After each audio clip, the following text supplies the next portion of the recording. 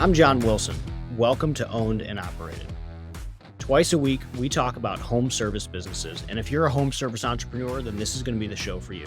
We talk about our own business in residential plumbing, HVAC, and electric, and we also talk about business models that we just find interesting. Let's get into it. Hey, this episode is sponsored by Service Scalers. So Service Scalers is actually a brand that I've used personally with our companies for a little bit over a year now. They've helped us manage our digital advertising. Frankly, they did a lot better than our last agency. Leads went through the roof and cost per click went way down.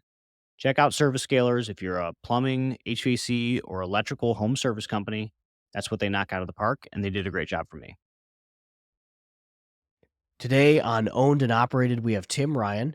We had a great episode a couple weeks ago where we broke into the pool service business, how to grow it, how to start it, how we feel about that. And Tim is an expert on the pool service business. So he came on the show today and walked us back through that, which was really interesting. So we're glad he came on, and it's a great episode. Welcome back to Owned and Operated. What's up? I'm back. You're back. All right. So today we've got Tim Pool on, and we have my partner in crime here, Jack Carr. We released a how to run and how to build a pool episode. What was it, like a month ago at this point? Yeah, just the pool model episode, what we've Yeah. seen, what we've looked at. And Yeah. we got a lot right, but we also got some stuff wrong. And Let's not give us too much credit. Yeah. That's okay. Yeah. But Tim did an awesome job on a write-up on, hey, what does it actually Yeah. look like? And so he reached out and we brought him on, and we're really excited to talk to him. Yeah, Yeah. glad to be here. Thanks. This is going to be fun. So Tim, could you give us a little bit of background of why anyone should listen to you on pool businesses? Yeah, I've been reading about the pool industry for a really long time. No. I watched some I- YouTube videos. Yeah. I think a lot of people end up in the pool industry the way I did. I accidentally ended up here. Wasn't something I did intentionally. I was going to college like right after the military. I didn't even like college. I was bad at college. I don't know. I bet a lot of us are pretty bad at college. And I was actually working as a cook for Panda Express to make up the difference between BAH. And all I wanted to do was read books, like listen to podcasts and read books all day. And I couldn't do that at that job. And so I was asking people coming through the line. I was like, hey, what do you do? What do you do? And one guy's like, I'm a pool cleaner. And so like I transitioned jobs, ended up not being a pool cleaner, ended up being a pool technician. I was just running around cleaning filters for like 6 months. And I remember running the numbers in my head of like how many pools they had, how much they were charging, how much it would cost to actually buy pool equipment, and being like, oh shit, I should just do this. Like pull the trigger. And 4 years later, in a whole lot of pain and like almost running out of money several times, like I was able to exit that a good chunk of change for the first time in my life. I actually started pivoting into software. I took that money, me and my wife went to Europe for 3 months. I woke up and taught myself software for like 4 hours a day for like a year straight. How old were you at this point? I sold in 2019. So I'm bad at math. Let's see. I think I was like 23, 24, 25. Okay. Yeah. 2019, 20, 23 minus 2019. Yeah, probably like 25, 26. Okay. So you guys sold the first one, you traveled Europe, you got interested in a totally different business model, software. No, not totally. Well, I was very unhappy with the software in the space. Okay. And so I was like, I could build this better. The same way I was like, I could build a better pool company. Came back, realized it's going to cost a lot of money to build software. Ended up building another pool company. This time we did it twice as fast. So we did it in 2 years, sold it for even more money, took all that money, bankrolled it into the software. So that's our second flip. And then I ended up building another company, but it was just a really tiny one, like 60 pools. So worth like 100K. And I built that just to like clean pools with like my wife while the software was getting built and help their cash flow. And then at the beginning of 2023, we saw we were going to run out of money if we didn't build by the end of the year. So we forecasted like, well, we're going to run out of money in December, according to these numbers, which means we'll probably run out in November. So we were like, we got two choices. We could either raise money for the software. We could either go out and try and find investors, or we could just build another pool company. And we did what we know how to do. Yeah. And then in 2023, we got to 65K in monthly recurring revenue in 5 months. Yeah. And so that's what's like paying all the bills of the software right now. Yeah. Built 4 pool companies. So that's my expertise. That's amazing. This reminds me a little bit. I did an episode, I want to say it was like 2 years ago, but it was pest control. And this one guy, he wasn't the guy on the show. The guest brought him up. And this guy would build pest control companies. And he was on like his 3rd or 4th one. I don't know. And all he would do was he would build it, He would sell it to an institutional buyer and then he would go build the next one. And he had done it, 3 or 4 times. Did you ever think about, I guess you kept trying to get out of it, so you probably did not think about it, of just like, hey, let's just, for 20 years, let's just like, in every community, let's just do this. Like professionalize it, sell it to a big buyer, professionalize it, sell it to a big buyer. Or even just going franchise, right? You have the model down. We had a franchise guy on here for, Rolling Suds the other day. Realistically, the ability to franchise it out, it sounds like you have the playbook to be able to build it 4 times and flip it. So I have had the thought that I wish I never would have sold the first company. If I would have just like kept building that company within the same amount of time, I would have probably had way more money and done way less because I would have been able to install like field managers and like all these things instead of like starting from scratch. It's exhausting. But no, I want to be in the software space. I think that sounds more entertaining and like fun to me. And also I like 80% margins compared to 10, 20% margins. Yeah. Yes. No geographical, That's no weird. geographical boundaries. You know what I Yeah. mean? Like I can sell the software to Work somebody from in anywhere. Australia. Yeah. I'm dealing with, not manual labor employees, programmers. That's totally different. Like, Yeah. so I wanted to be in the software space. No, I don't think I would want to do that, to be Yeah. honest with you. Yeah. Yeah. I do get told all the time though, like, why are you worried about this software? Why are you spending so much money on it? I think the software makes total sense. I just always remember that one dude. And I think he had a buyer. So it's maybe a different problem. But he would build these pest control companies up to like $1 million. And then the pest control industry is an interesting industry because there are public and if not public, very large private pest control businesses, which is unusual for a service industry. Maybe Yeah, like Terminix. Yeah, like Terminix. Yeah, they're roll up target for sure. Yeah. Yeah. So like you just have an end buyer that's very not easy, but like you know who you're going to sell it to. So that probably makes it a little bit different. I guess I could do that, but I don't want to do that because that's exhausting. That's a very tiring life. Yeah, that does sound tough. What's the toughest part about the startup stage inside pool? Because that was something we really talked about a lot in our episode that obviously I really have no idea. Getting started, you mean? Yeah.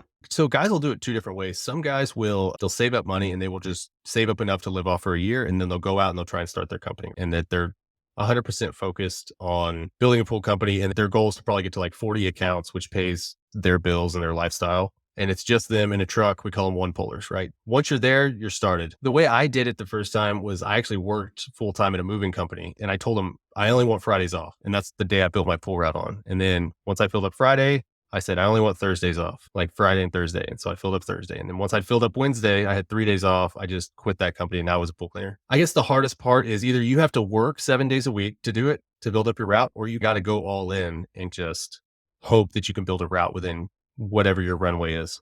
Yeah. One of the ways we talked about getting new customers was like aggressive canvassing. Is that kind of how you think about that? Or I don't think you like canvassing by like putting door hangers on the doors or like knocking on doors. that was what we talked Both. about in the episode. Yeah. The problem with that is to get a pool care customer, you got to time it to where like when they're looking for a pool care, like another pool cleaner, people are weirdly loyal to their pool cleaners. Like they know their name, they go to their backyard. They're like, hi, John, like, how are your kids? I'm with them for 5 years, and they're not very price sensitive, which means if you come in at like, if I come in at like $40 cheaper than the pool cleaner they've known for 10 years, like it's like trying to steal you from your hairstylist. At this point, you're not. So what you're doing is you're trying to time the market where either somebody's just moved into a house with a pool and they messed up their own pool care and they're looking for somebody. Their pool cleaner left the market for some reason, like he either died or he moved on. Well, sometimes a spouse has died, especially an elderly couple. So you gotta like time it when like they're ready for pool care, they're receptive to it. You can't steal, which I think canvassing is better when you're trying to like steal. Yeah, that makes sense. The way I'm hearing this, like the way my business works, you don't have hot water. You don't have heat. You don't have cooling. There's a moment of demand. And a lot of our job in marketing is to attempt to be the person they think of well before that moment of demand happens. So if you can't do it with canvassing, like what are the tools? I guess house is selling. That makes sense. There's a bunch of services that provide like, hey, this house just sold. Let's reach out to them. I don't know. I'm trying to think what else you would do. Yeah, you could do that. I actually got most of my first clients as a mover, being a moving company. So they'd move into a house with a pool and I would be like, yo, I'll clean your pool. And they're like, yeah, that sounds great. Because they don't know what's going on. Sometimes it's their first pool. And so like, I got a ton of first clients just like being a mover. That's good. If you don't do that, like even just commissioning moving companies or something like that to be like, hey, $50 or something if you get me a referral that I close on. Okay. So like, is it relational? Like you think realtors the same way or? Yeah, you could probably do realtors. You could probably skin the cat a bunch of different ways. I figured out a very specific way to do it, which I can't talk about it on here because like Yeah, that's okay. it's almost like a trade secret how fast we grow. I don't know very many pool companies that can grow as fast as we can, but I think most guys just like I know a guy that started a pool company right now and he just made friends with the right person for like apartment complexes. Yeah. She has some position in apartment complexes where she just sends him business and like that's how it works. I have another friend who owns a storefront in San Antonio, like a good place to own a rich, affluent neighborhood. And so Yeah. people come in there with water samples or to buy their kids pool noodles. And that's how he gets them. So like everyone like figures out their shtick on how to get customers. Yeah. And I know a lot of ETA, like a lot of like guys that bought pool companies and they Yeah. didn't worry about it. How big is like a normal pool company? I have no sense of scale here. Most, I would imagine small, Under 300. Yeah. under 300 a year. Okay. Yeah. Under 300 accounts, not three. I would say, well, I could do the math. Do you want like annual revenue or do you just want how many accounts? Annual revenue, because I don't really know what an account's value is. So they're probably doing just under $1 million. It's Okay. like, yeah, anywhere And- between like 500 and $1 million. And how many trucks is that? Probably 5-6 trucks, 5-6 guys. Yeah. Okay. And then how do you compensate guys? We actually do it a little weird compared to everybody else. Most people do the whole fleet W-2. We do all 1099s and we make them use their own vehicles. That's how we do it. I can see that making sense. Okay. One of the landscaping reminds me of this, maybe pest control, but pool, definitely. And you said it yourself. Like a risk, a somewhat tangible risk, is that your employees will just go do it. Whereas that's not really as much of a risk in my industry, just because compensation's so stupid now. That happens a lot. Startup costs in this are so simple. And I think it's an industry that's easy to wrap your brain around. Yeah. It's like the competition in house cleaning. It's not that hard to go get a bucket and some paper towels and some rags. It's an unintimidating business to start. Like how many people a year have you, like percentage wise, have done that in your business? I've only had 2 people in the last 10 years do that to us. We also build and flip fast, you know what I'm saying? But if I was Yeah. trying to build, if I was like actually cultivating repair technicians and like investing my time into people Yeah. and teaching them actually how to be good, like I bet that would happen a lot more often. Yeah, for us, I think twice in my entire career. Yeah. And we've had hundreds of employees. Were you happy about it or were you mad? I don't think I was anything. You're like, good luck. Yeah. The industry is so different. Like Chris Hoffman did a tweet on this the other day, but like in our industry, the small companies is dying. And it's not complicated to tell why. Like people don't open their own shops anymore. There's basically no reason to. Like you can go work at a company. Somebody can come work at my company tomorrow and they can make well into the 6 figures off the rip. So the risk and reward is totally backwards. Like a decade ago, if you wanted to make $100,000, you had to go launch a business. Now, like if you want to go make $100,000, you just go get a job, like literally anywhere. Pool cleaners aren't like that. They're making, $15 an hour Yeah. basically. Yeah. So that makes sense. It's just a different thing. And lead flow is crazy because now the industry is so large at the top that how can small companies compete for the best customers? Or So, even like margin on buying power. I bet you guys get shit like way cheaper. half. Yeah, literally Yeah. half. How do you compete with that? The answer is you don't. Like these companies are just dying off. So no one's starting them because like literally why would you? If you can make 6 figures and more working for somebody and you don't have to worry about leads because they'll just serve you up leads. You don't have to buy a truck. You don't have to deal with customers. You just go do it. You get great benefits. Like there's just no reason anymore. Yeah, the last few are all fighting over crumbs of whatever's left over. And the risk, I mean, why would you go work and wear 15 hats when you can just go work and do what you're best at and still make the same amount? Interesting. And y'all's isn't personal at all either. What do you mean? There's no like emotions attached. No one's like is emotionally attached to their AC repair. Like, No, I would say that they are. We have the same issue Oh, you, yeah. you do. Yeah. Oh, yeah. If we're coming into your home and we're going to be around your kids, we're going to be around your spouse, you're going to care a lot about who that person is. yeah, that's true. But it's not like you don't see them in the backyard every week. You know what I mean? Like, No, it's you like, don't. True. You have a very different relationship and one that makes total sense. I didn't even think about it until you said it. But what'll happen is people get very attached to their tech. Like, hey, I want X to come out. He's serviced my equipment for 16 years. So we get that a lot. Even though you're only coming out like once, twice a year. Yeah. Yeah. That's weird. I wouldn't care. I think there's a level of trust too, right? They're going to forget your dog's names. There's no way.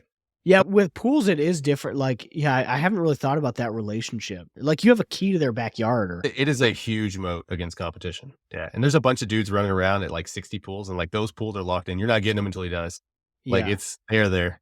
So how do you increase moat? Like, do you have to do anything? Should you give like cookies every July 4th or something? Like, I think it happens naturally when you're smaller. And when the customer can still call your cell phone and get a hold of you, yeah, I think it's when you start losing your moat, that professional, like that emotional moat, when you put an office manager in place and now there's like another layer between the customer and you, yeah, you know? yeah. And then the moat at that point has to probably flip to professionalism, just providing like excellent on-time service, good Yeah. customer service. You can't raise prices off the charts. Like then you start getting into like, yeah, your emotional moat starts to go away once you start to grow past like that. That's interesting.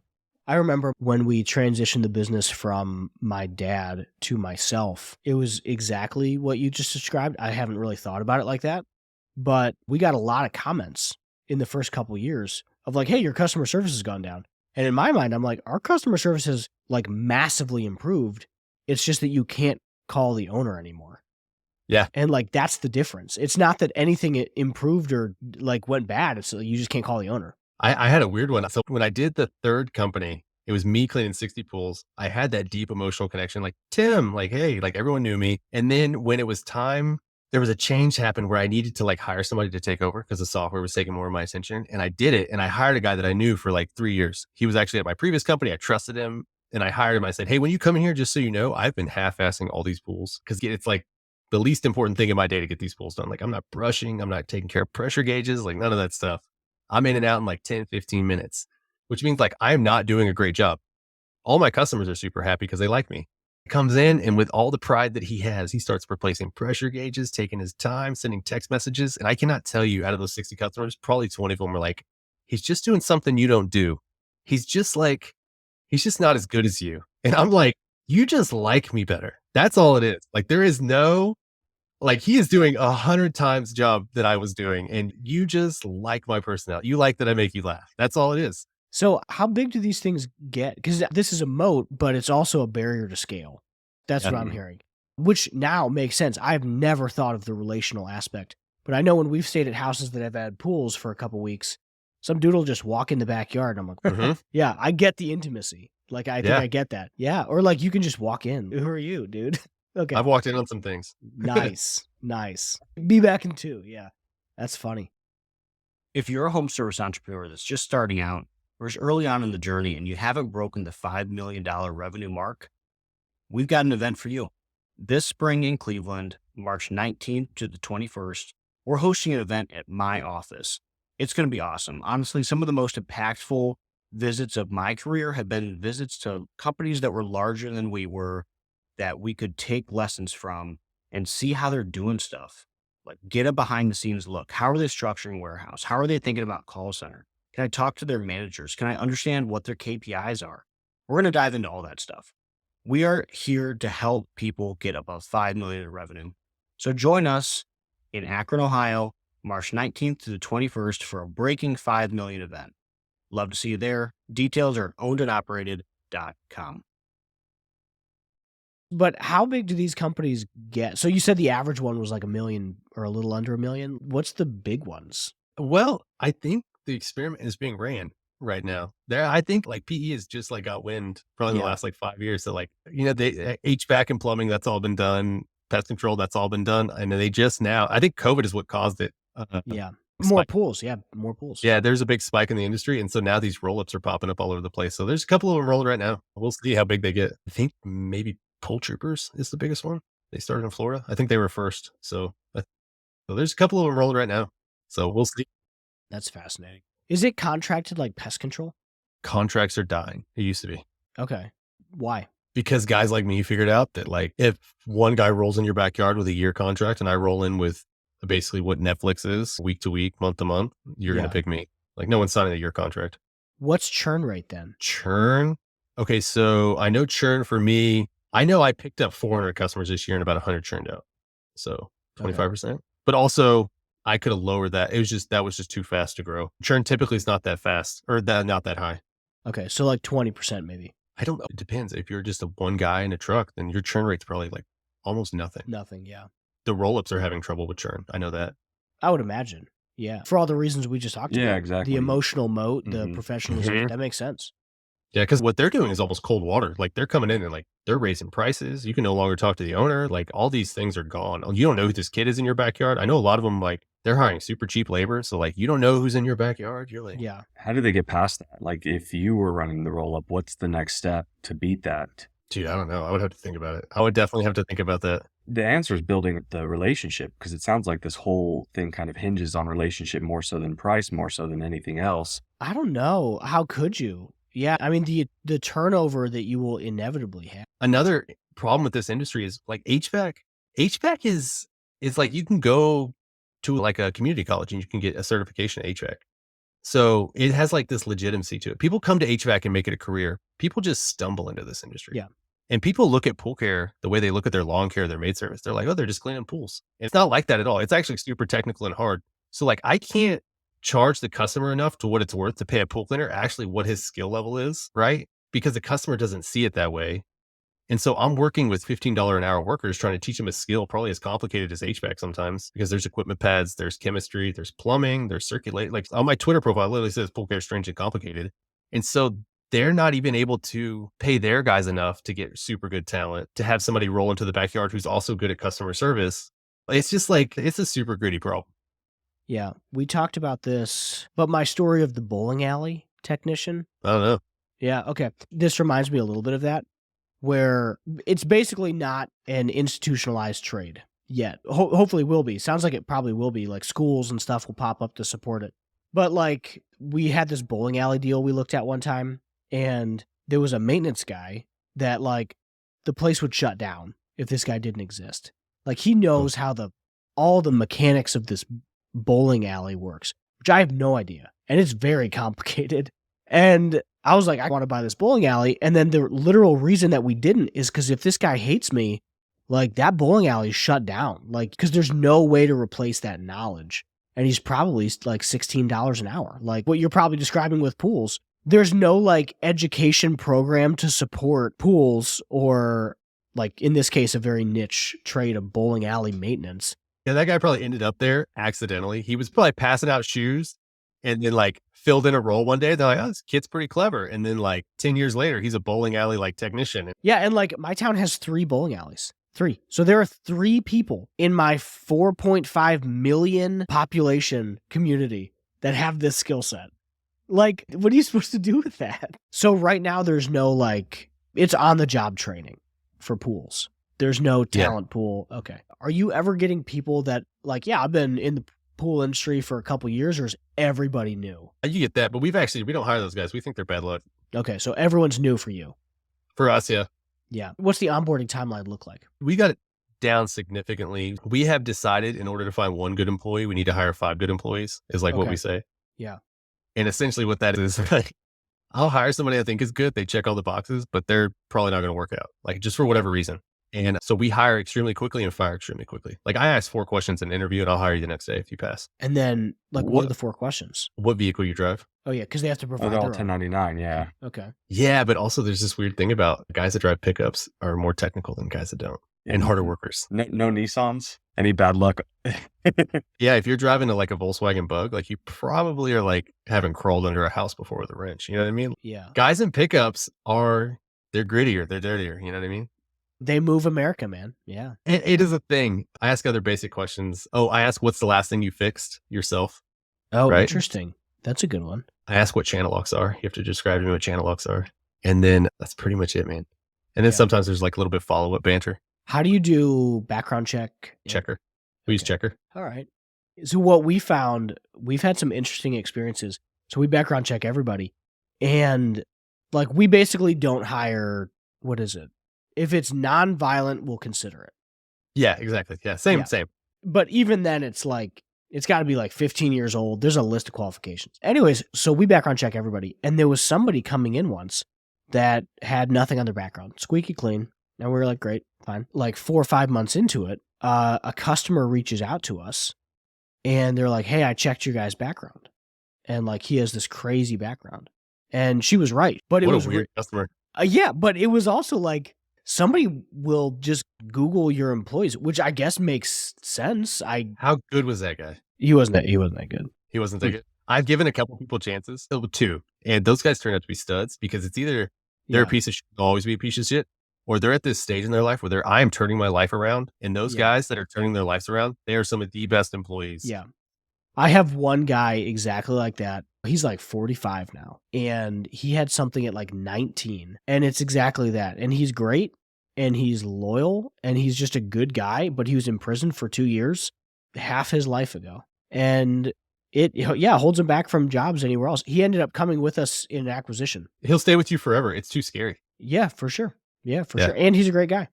But yeah, we bought a company once and we didn't do background checks on acquisitions at this time. We do now for this reason. But the majority of the company had felonies and we didn't know that before we closed.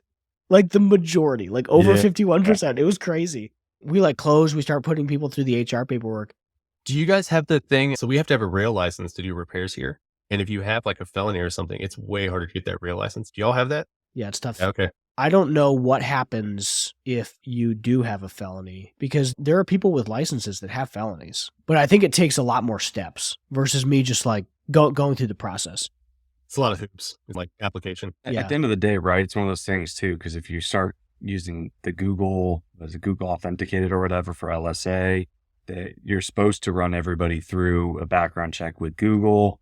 The downside and the sad side is even if they're good people, good employees, if they got a felony, that stuff pops up and then it hinders you from actually scaling your business, unfortunately. Yeah. I actually have a soft spot in my heart for like people like that. Yeah, we do too. Yeah. We have a story similar to yours, John, where we have someone who had a felony a long time ago and Yeah. they're a stellar employee. So we're lucky enough to have them. And so we have a soft spot as well. Yeah. So that one guy is the only one that has ever worked out for me. And the other 8 were terrible errors. Yeah. So we're a lot more cautious now. That soft spot became hard a couple years ago. I was gonna say, when you scale, I can imagine. Yeah. Dude, that soft spot is such a bad thing when you're trying to run a business. Yeah. It went away pretty quick. You want to be the guy that, like, one of my whys is I want to build something interesting and I want to be a positive force of good in people's lives around me. And those are like the reasons that I like get up and like do this. So I think it's natural that you want to be that. You want to be a force of good. You want to like, hey, you're trying to turn your life around. Like, I want to support you in that. And I want to be a part of your redemption story. I think that's a very human experience. It's very binary for me. If you are helping the tribe, I love you. If you're hindering or hurting the tribe, I hate you. And like my emotions will shut off almost instantly if I think you're like detrimental to like the cause. Yeah. That's probably a good thing. Mm-hmm. Yeah. But I had to acquire that. You get that through pain. You get Yeah. that through Yeah. long drawn out pain and regret from not doing something sooner. I agree. Thanks for checking out the first half of our episode with Tim Ryan, where we start to break down the pool business. We finish up our awesome conversation in the next episode on Thursday. Thanks for tuning in. Thanks for tuning in to Owned and Operated, the podcast for home service entrepreneurs. If you enjoyed today's episode, please hit the like button and subscribe to the podcast. If you have any questions or topics you'd like us to cover, feel free to reach out. You can find me on Twitter at @WilsonCompanies. I'll see you next time.